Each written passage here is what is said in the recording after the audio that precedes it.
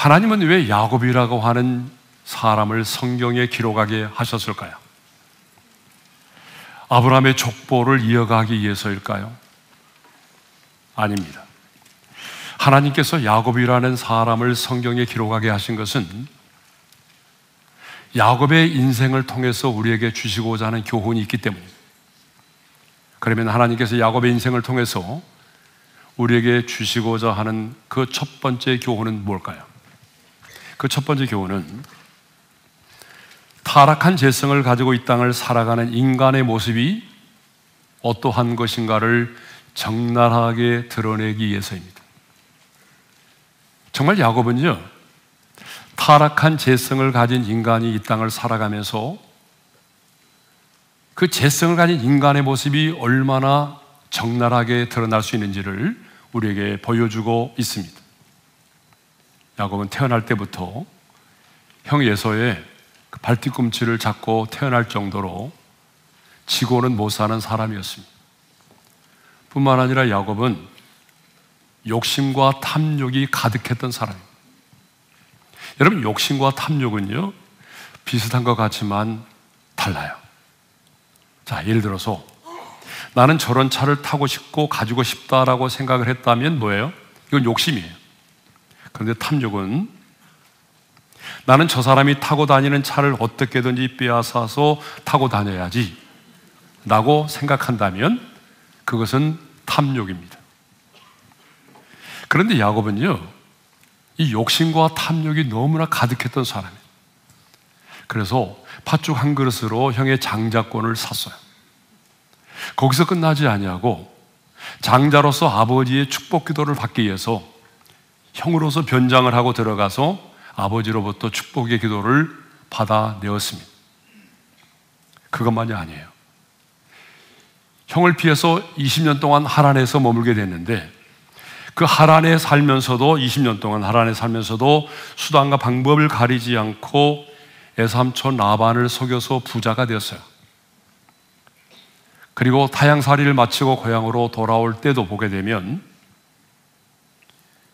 자신을 죽이려고 하는 형의 마음을 누그러뜨리기 위해서 뇌물을 먼저 보내기도 했습니다. 한마디로 말하면 야곱은요, 자신이 원하는 것을 얻기 위해서라면 수단과 방법을 가리지 않았던 사람이 바로 야곱입니다. 내가 원하는 것을 얻기만 한다면 수단과 방법을 가리지 않았던 사람이 바로 야곱입니다. 야곱은 이렇게 타락한 재성을 가진 인간의 모습이 어떤 것인가를 우리에게 적나라하게 보여주고 있습니다. 어쩌면 이 모습이 저와 여러분의 모습이 아닐까요? 두 번째로, 타락한 재성을 가진 인간이 변화된다는 것이 얼마나 어려운가를 또한 보여주고 있는 게 바로 야곱의 인생입니다. 자, 우리가 잘 아는 것처럼 야곱은요, 형이 자신을 죽이려고 하자 급히 도망을 가게 됐어요. 그런데 그 도망을 치던 자리에 하나님이 찾아와 주셨어요.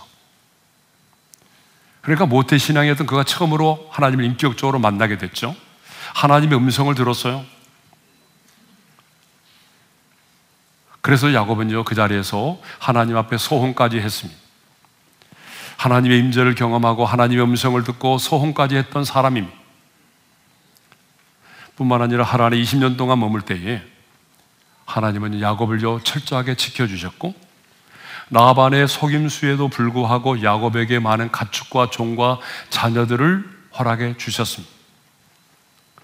그리고 야곱이 20년의 객지 생활을 청산하고 고향으로 돌아올 때도 야곱의 마음속에 두려움이 있다는 사실을 알고 하나님은 하나님의 사자, 하나님의 군대를 먼저 보내요 야곱을 지켜 보호하여 주셨습니다. 하지만 야곱은 현실 앞에서 언제나 믿음이 흔들리고 두려워 떨기 시작을 했어요. 두려움이 엄습해오자 한때는요 조상들의 하나님께 기도까지 했어요.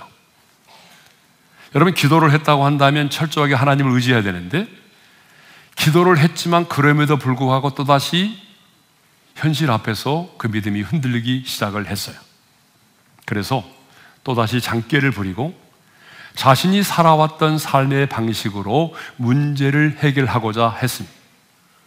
그래서 많은 예물을 보내서 형의 마음을 움직이려고 했어요. 야복강 나루토에서는요, 이미 하나님 앞에 소원까지 했지만 베델에 곧바로 올라가지 않고 세겜 성읍에 머무르면서 그 땅에 안주하기 시작을 했어요. 자, 변할 것 같으면서도 변하지 않은 야곱. 그 많은 하나님의 은혜와 축복을 경험했지만 여전히 현실에서는 믿음과 거리가 멀었던 사람 야곱. 어쩌면 이 모습이 우리의 모습이 아닐까요? 그렇게 많은 은혜를 받았음에도 불구하고 변하지 않는 야곱의 모습이 현실 앞에서 그 믿음이 적용되지 못하고 그 현실 세계에서 두려워 떨고 있는 야곱의 모습, 이것이 바로 야곱의 모습이기도 하지만 이 시대를 살아가는 저와 여러분의 모습이기도 한다는 것입니다.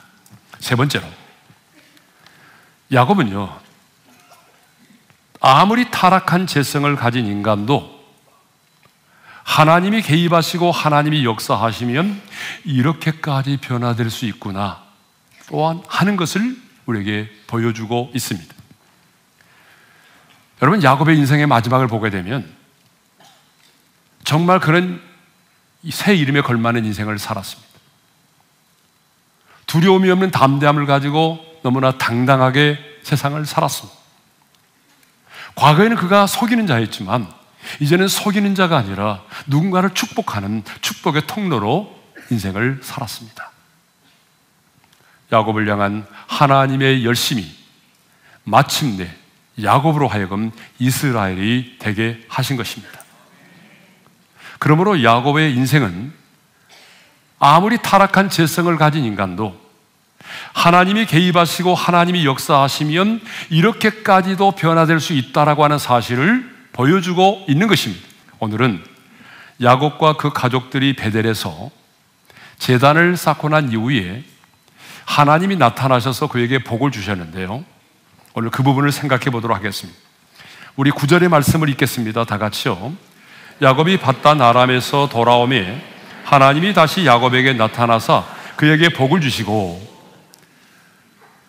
그러면 야곱이 베델에서 제단을 쌓을 때 하나님이 나타나셔서 그에게 복을 주셨는데 세 가지 복을 약속하셨어요. 그 첫 번째 복이 뭐냐? 내 이름이 이스라엘이 되리라입니다. 10절의 말씀을 우리 함께 읽겠어요. 다 같이요. 하나님이 그에게 이르시되 내 이름이 야곱이지만은 내 이름을 다시는 야곱이라 부르지 않겠고 이스라엘이 내 이름이 되리라 하시고 그가 그의 이름을 이스라엘이라 부르시고. 자, 여러분, 야곱이라는 이름의 뜻이 뭐예요? 야곱이라고 하는 이름의 뜻은 발뒤꿈치를 잡는 자, 거짓말하고 속이는 자라는 거잖아요. 근데 하나님은 이미 야곱의 이름을 바꿔주셨어요. 그렇죠? 이스라엘로 바꿔주셨어요. 언제죠? 야복강 나루토에서 야곱이 하나님과 씨름할 때 하나님이 이미 야곱의 이름을 바꿔주셨다고요. 어떤 이름으로 바꿔주셨어요? 이스라엘이라고 하는 이름으로 바꿔주셨어요. 여러분, 이스라엘이라고 하는 이름의 뜻이 뭐예요? 하나님과 겨루어 이긴 자라는 뜻이에요. 여러분, 하나님과 겨루어 이긴 자라고 하는 것은 하나님이 져주신 것을 말하잖아요. 여러분, 하나님과 겨루어 이겼다라고 하는 말의 의미가 뭔지 알아요? 하나님, 제가요 지금까지는 제 힘으로 살아왔거든요. 그런데 이제는 제 힘으로 살 수 없어요. 나는 주님이 도와주지 않으면 살아갈 수 없어요 라고 하는 그 야곱의 항복을 하나님께서 인정해 주셨다는 거예요. 나는 하나님의 도우심이 없이는 살아갈 수 없습니다라고 하는 야곱의 신앙의 고백을 하나님이 인정해 주셨다는 거예요. 그게 바로 이스라엘이라고 하는 이름의 의미입니다. 그러니까 하나님은 일찍이 야곱의 이름을요 이스라엘로 바꿔주셨어요. 근데 참 이상하죠? 그 이름을 하나님이 바꿔주셨잖아요. 이스라엘로. 야곱이 원했던 거 아니잖아요. 그러면 이후에 하나님이 야곱을 부를 때 이스라엘이라고 불러야 되잖아요. 근데 성경을 보게 되면 분명히 하나님이 야곱의 이름을 바꿔주셨는데 하나님이 여전히 이스라엘로 부르지 않고 야곱이라고 불러요. 왜 하나님은 바뀌어진 이름 이스라엘로 부르지 않았을까요? 야곱이라고 하는 이름이 바뀌었는데 이스라엘로 그의 인격이 변하지 않았어요. 그런데 야곱이 이제 마침내 하나님과 맺은 소원을 지키고 예배의 부르심에 순종하여 우상을 숭배했던 모든 것들을 다 내려놓고 자신을 정결케 하고 베델에 올라가서 무너진 제단을 수축하고 하나님께 예배를 드렸을 때에 그때 하나님이 어떻게 하셨어요? 이제는 내 이름을 야곱이라 부르지 않고 이스라엘이라 부르리라. 그리고 실제로 21절과 22절에 보게 되면 성경에 이제는 야곱이라고 이름으로 기록되지 않고 이스라엘이라고 기록되고 있어요. 자, 우리 21절과 22절의 말씀을 읽겠습니다. 다 같이요. 이스라엘이 다시 길을 떠나 에델 망대를 지나 장막을 쳤더라. 이스라엘이 그 땅에 거주할 때에 루벤이 가서 그 아버지의 첫 비라와 동침함에 이스라엘이 이를 들었더라. 이제 야곱은요, 왠지름 야곱, 속이는 자로 인생을 살지 않았습니다. 하나님과 겨루어 이긴 자로서 당당하게 인생을 살았습니다. 그리고 그의 이름은 후대에 유대 민족과 한 국가의 명칭이 되었습니다. 그러니까 그 이름은 자신에게만이 아니라 후손들에게까지도 영향을 끼쳤다라고 하는 사실이죠. 두 번째로, 하나님이 두 번째로 약속하신 복이 무엇인가 하면 생육하고 번성하여 큰 민족을 이루고 후손 중에 왕이 나오게 된다는 거예요. 자, 우리 11절의 말씀을 함께 읽겠습니다. 다 같이요. 하나님이 그에게 이르시되 나는 전능한 하나님이라. 생육하며 번성하라. 한 백성과 백성들의 총회가 내게서 나오고 왕들이 내 허리에서 나오리라. 자, 그런데 하나님은요, 이 놀라운 약속을 하시면서 이런 말씀을 하세요. 나는 전능한 하나님이야. 여러분, 하나님께서 이 엄청난 약속을 하시면서 왜 자신을 나는 전능한 하나님이라고 말씀하실까요? 여러분, 그 의미는 간단해요. 나는 전능한 하나님이기 때문에 내가 너에게 한 약속을 반드시 지켜 행할 수 있다는 거예요. 여러분, 우리는 어때요? 약속을 하지만 사실 우리 능력의 한계 때문에 그 능력이 없어서 그 약속을 지키지 못할 때가 얼마나 많아요.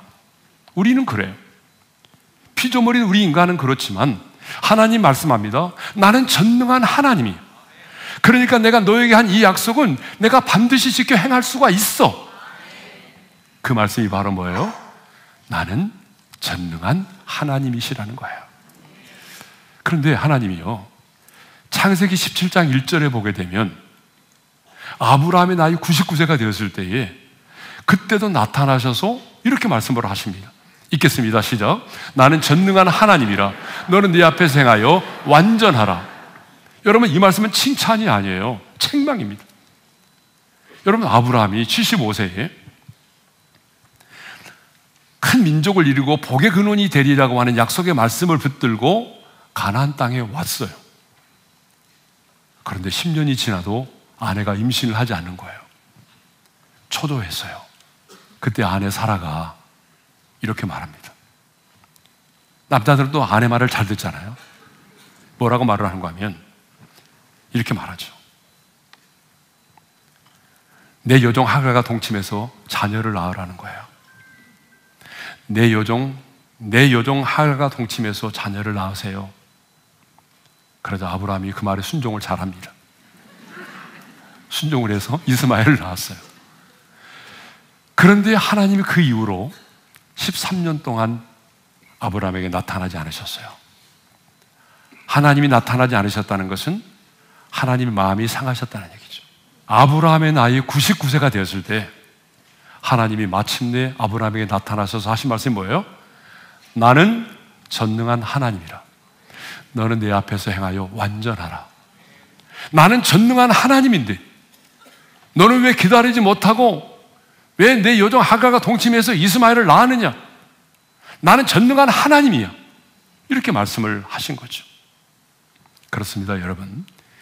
우리에게 약속의 말씀을 주시는 하나님은 전능하신 하나님이십니다.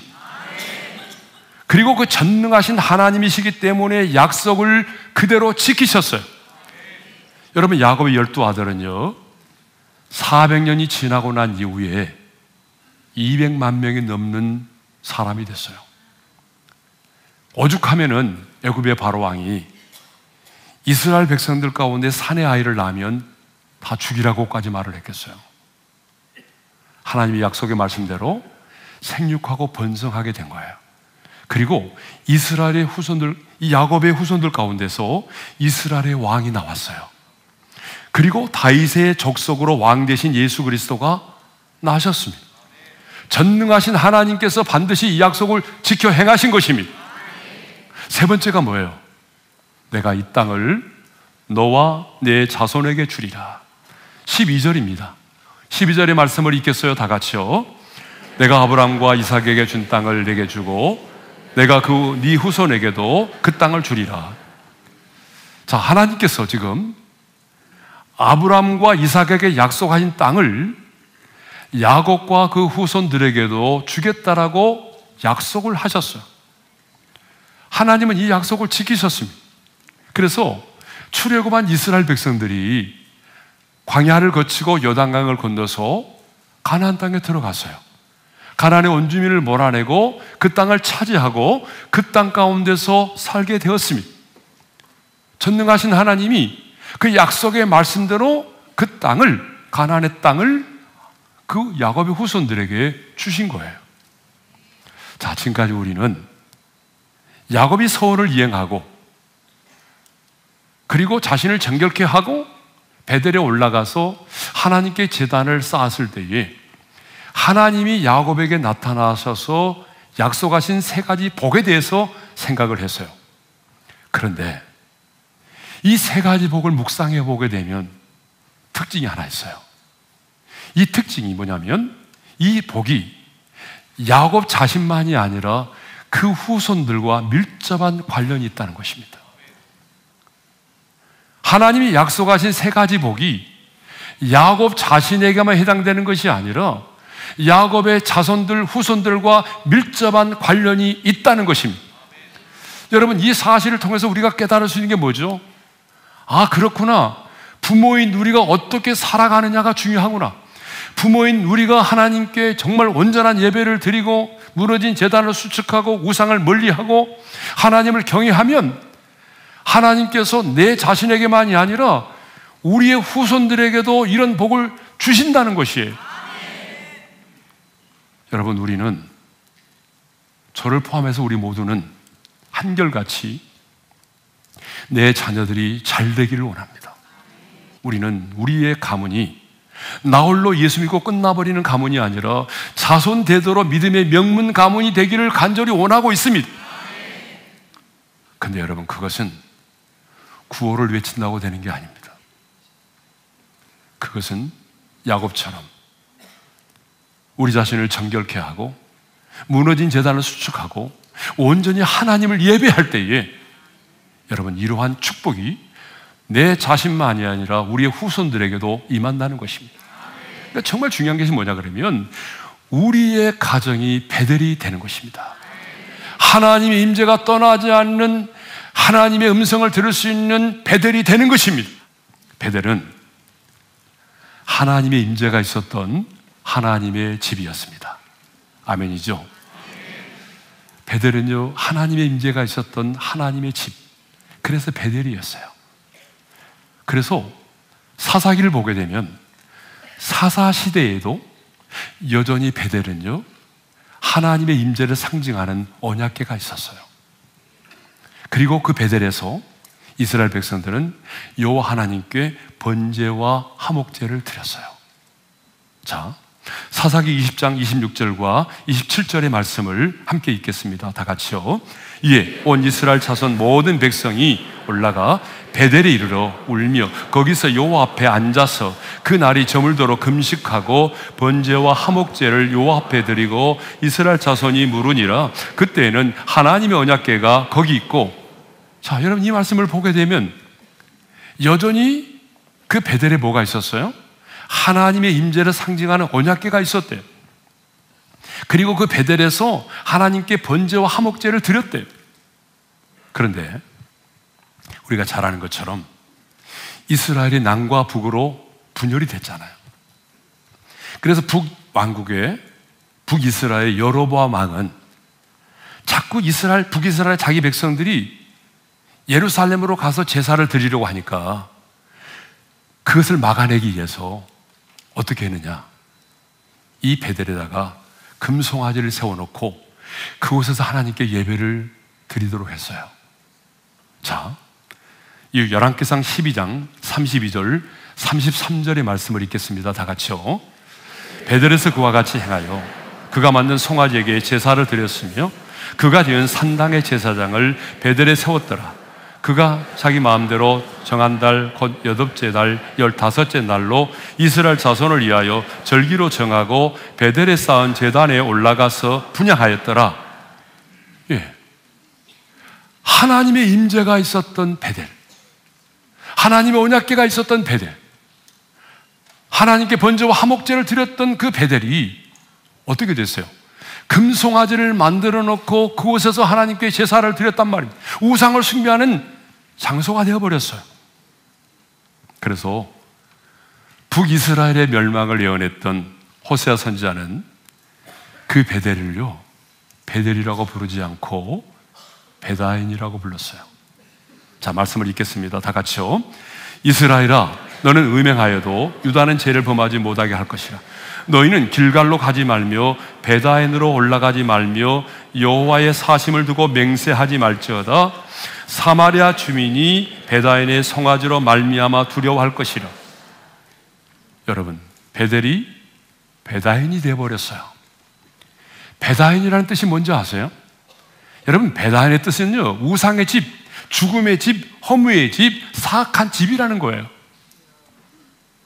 하나님의 임재가 있었던, 하나님께 제사를 드렸던 그 거룩한 장소인 베델이 이제는 우상을 숭배하는 본고지가 되었어요. 우상의 집, 죽음의 집, 허무한 집, 사악한 집이 되어버렸습니다. 왜 베델이 베다인이 되어버렸을까요? 모양과 형식은 갖추어져 있었어요. 그렇지만 그들은 복을 받기 위한 수단으로서 하나님을 예배하고 있었기 때문이죠. 그렇습니다. 오늘 우리가 영과 진리로 하나님을 온전히 예배하지 못하고 형식적으로 예배를 드리고 습관적으로만 예배를 드리고 복을 받기 위한 수단으로서 예배를 드리고자 한다면 여러분, 우리의 교회도 베델이 아닌 베다인이 되어버릴 수 있다는 것입니다. 우리의 가정 역시 하나님의 임재가 있는 베델이 아니라 하나님이 가정이 여기시는 베다인이 되어버릴 수 있는 것입니다. 지금은 여러분의 가정이 베델이지만 여러분 이 땅을 떠나고 난 이후에 여러분의 자녀들 가운데 여호와를 경외하지 않는 자녀들이 태어나고 그들이 우상을 숭배하고 그곳에서 제사를 지내고 무당을 불러들여서 부닥거리를 하게 된다면 여러분의 집도 베델이 아닌 베다인이 되어버리고 마는 것입니다. 하나님은 오늘 이 말씀을 듣는 저와 여러분의 가정이 영원토록 베델, 영원토록 주님만 섬기는 그런 아름다운 베델이 되기를 원하십니다. 베델이 베다인이 되지 않기를 바랍니다.